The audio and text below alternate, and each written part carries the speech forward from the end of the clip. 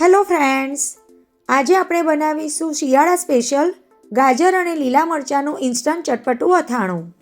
તો ફક્ત 10 જ મિનિટમાં બની જતું આ ઇન્સ્ટન્ટ અથાણું જમવાનો સ્વાદ 100 ગણો વધારી દે એવું ટેસ્ટી બને છે. આ અથાણું એકવાર બનાવી તમે 10થી 12 દિવસ સુધી સ્ટોર પણ કરી શકો છો.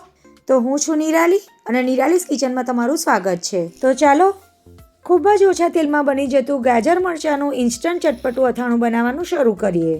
તો એના માટે અત્યારે મેં વજનમાં 250 ગ્રામ લાલ ગાજર લીધા છે અને 50 ગ્રામ મીડિયમ તીખા લીલા મરચાં લીધા છે. ગાજર અને મરચાંને સારી રીતે ધોઈને પહેલાં કોરા કરી લેવાના અને ત્યાર પછી એનું અથાણું બનાવવા માટે સૌથી પહેલાં ગાજરની છાલ કાઢી લઈશું અને એના ટુકડા કરી લઈશું અને એનો ઉપરનો અને નીચેનો ભાગ કટ કરી લઈશું.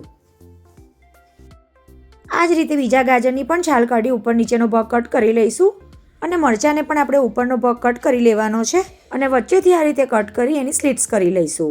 મરચાંની સાઇઝ લાંબી હોવાથી હું હજુ એને વચ્ચેથી પણ 2 નાના ટુકડામાં કટ કરી લઈશ, પણ આ રીતે બધા જ મરચાંને આપણે પહેલાં ઊભા કટ લગાવી દેવાના છે. આ રીતે મરચાં કટ થઈ જાય ત્યાર પછી વચ્ચેથી પણ 2 ટુકડા કરી લઈશું. મેં જે મરચાં લીધા છે એ સાઇઝમાં લાંબા હોવાથી આ રીતે કટ કરી રહી છું. તમે જો મીડિયમ સાઇઝના મરચાં લો તો આ રીતે કટ કરવાની જરૂર નહીં પડે. અત્યારે માર્કેટમાં ખૂબ જ સરસ લીલા મરચાં મળી રહ્યા છે. તો લીલા મરચાંની કાચરી કે સુકવણી કેવી રીતે કરવી એની રેસીપી મેં હમણાં થોડા દિવસ પહેલાં જ તમારી સાથે શેર કરી છે અને એની લિંક હું તમને ડિસ્ક્રિપ્શન બોક્સમાં આપી દઈશ. હવે ગાજરને પણ આપણે ઊભી સ્લાઇસમાં કટ કરી લઈશું.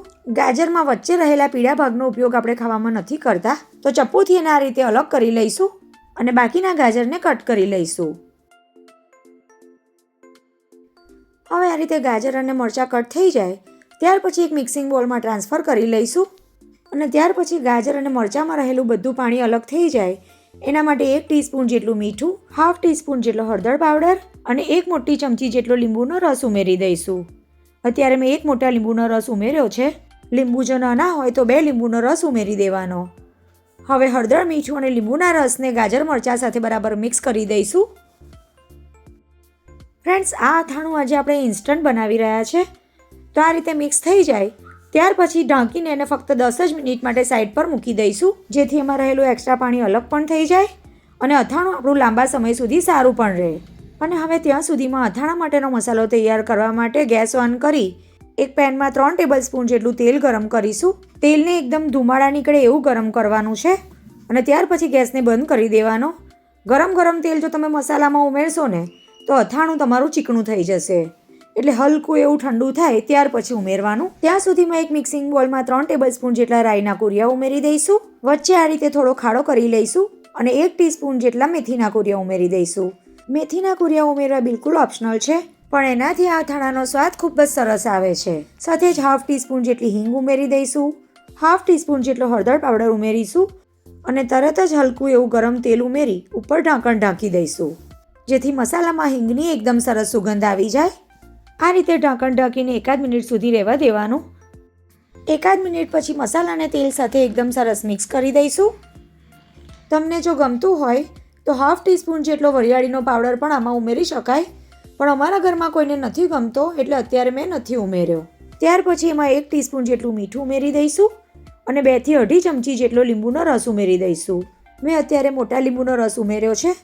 તમારા લીંબુ જો નાના હોય તો 2 લીંબુનો રસ ઉમેરી દેજો. હવે આ રીતે બધું મિક્સ થઈ જાય એટલે મસાલો આપણો તૈયાર થઈ ગયો. હવે આપણે ગાજર અને મરચાંને ચેક કરી લઈએ. તો તમે જોઈ શકો છો 10 થી 15 મિનિટ આ રીતે હળદર, મીઠું અને લીંબુ સાથે રાખ્યા પછી આ રીતે પાણી અલગ થયું છે. આ પાણીને આપણે કાઢી નાખવાનું છે. તો કાણાવાળા બોલમાં ટ્રાન્સફર કરી દઈશું, જેથી વધારાનું બધું જ પાણી અલગ થઈ જાય. ગાજર અને મરચાંને આ રીતે કાણાવાળા વાસણમાં 5 થી 7 મિનિટ માટે રહેવા દઈશું.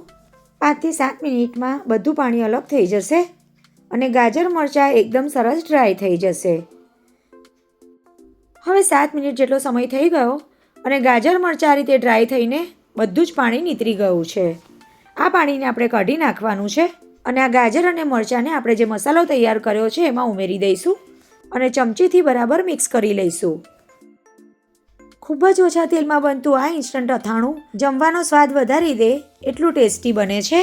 તો બધી જ વસ્તુને મેં એકદમ સરસ મિક્સ કરી લીધી છે.